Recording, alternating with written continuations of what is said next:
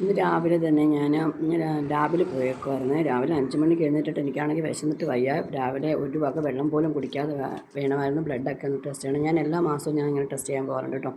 എല്ലാ മാസവും പോയി കുറേ കുത്ത് കിട്ടിയിട്ടുണ്ടെങ്കിൽ എനിക്ക് ഇപ്പോഴും ഭയങ്കര പേടിയാണ്. എനിക്ക് സത്യമായിട്ടും എനിക്ക് ഇഞ്ചക്ഷൻ എടുക്കുന്നത് ഇതെല്ലാം എനിക്ക് ഭയങ്കര പേടിയായി. എൻ്റെ മുഖമെല്ലാം കണ്ട് നിങ്ങൾ ചിരിക്കണ്ട.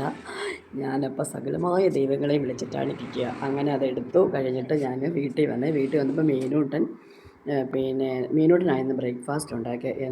എന്തോ ഒരു നൂഡിൽസാന്ന് പറഞ്ഞു. അയ്യോ അതിൻ്റെ പേര് ഞാൻ മറന്നുപോയി.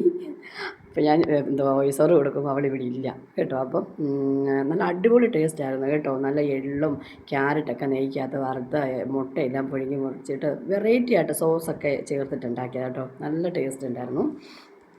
അപ്പോൾ അതും ഞാൻ കഴിച്ചു. അത് കഴിഞ്ഞപ്പോഴത്തേക്ക് ഞാൻ ഇന്ന് കേര വാങ്ങിയായിരുന്നു. കേര ഈയിടെ കൊണ്ട് ഇപ്പോൾ എല്ലാം കേരയാണ് വാങ്ങുന്നത്.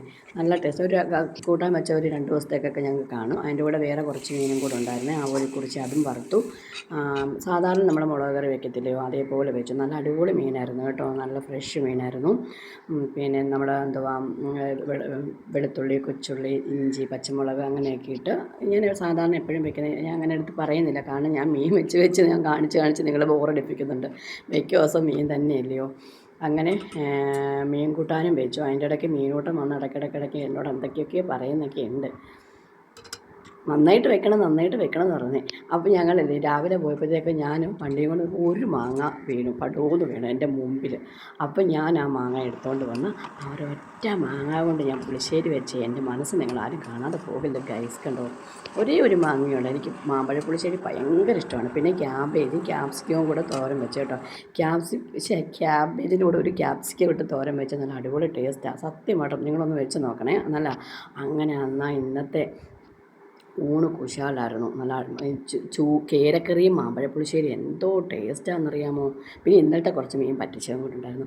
അങ്ങനെ അടിപൊളിയായിട്ട് ഞാൻ കഴിച്ചു ഗൈസ്. നല്ല ടേസ്റ്റായിരുന്നു. നിങ്ങൾ ഇതേപോലെ മാമ്പഴപ്പുളിശ്ശേരിയും വെച്ച് ചൂര മുളക് കറിയും വെച്ചൊന്ന് കഴിച്ച് നോക്കിക്കേ.